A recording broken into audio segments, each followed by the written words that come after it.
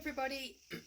Okay, to make a bottle, and now this technique you can use for making your item for the sagger firing, and you can also use the same technique to make a bottle for the raku firing. Now you don't need to make a standard round bottle shape. I'm just going to show you how to make a bottle using a former and techniques that we've already used to make cylinders. So this will be quite simple, easy to achieve within a lesson apart from fine tuning. So in terms of making an item for sagger firing, we want something that's of reasonable size so that you can see the effects of smoke and various different oxides and what have we on the surface. But you also don't want anything that's too big because we have limited space in the kiln. And you also don't want anything that's too fragile because we're going to be piling one thing on top of another inside the kiln.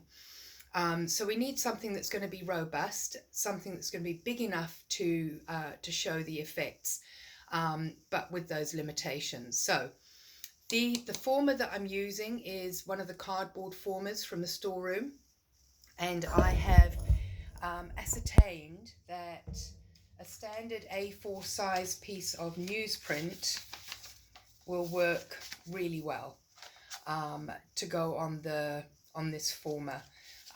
So I've rolled out a slab. I'm going to use that as my template and cut that out.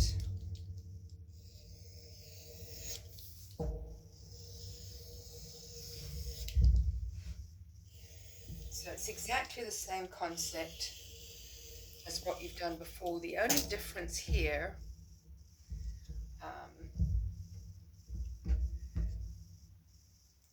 is that it's going to be taller than what you've made before.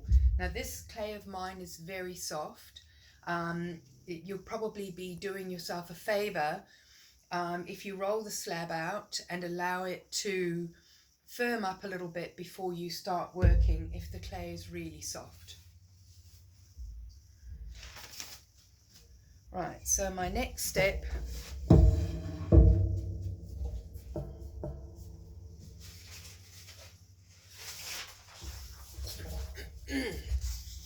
is going to be to wrap the paper around the former, making sure that you've got it nice and level on the base. You place the seam onto the clay. I'll do it this way so that you can see what I'm doing. Place the seam down onto the clay so that you've got the edge of the former at the edge of the clay. Use your card to lift the clay up. We don't want to stretch it.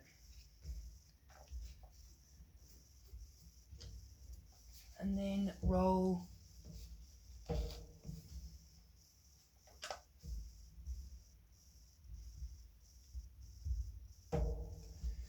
so if you have a look, you can see that I'm keeping the former on the edge, the bottom edge of the clay. Now as I get to the end, I am just going to allow it to roll straight over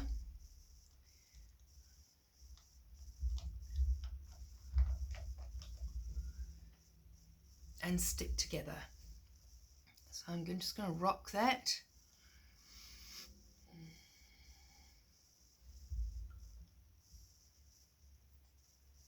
Now, one of the limitations, of course, in using this technique with this size piece of clay is that as you can see, my former is smaller than my piece of clay.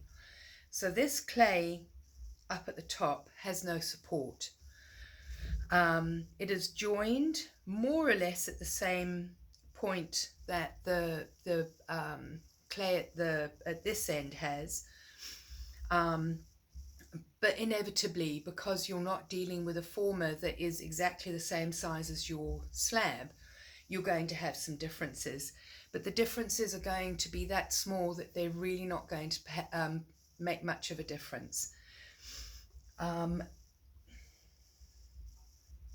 Now, in terms of the double thickness that we now have here, as a result of our joining, when the slab is leather hard, we're going to come back in and we're going to use scrapers to scrape off some of that thickness.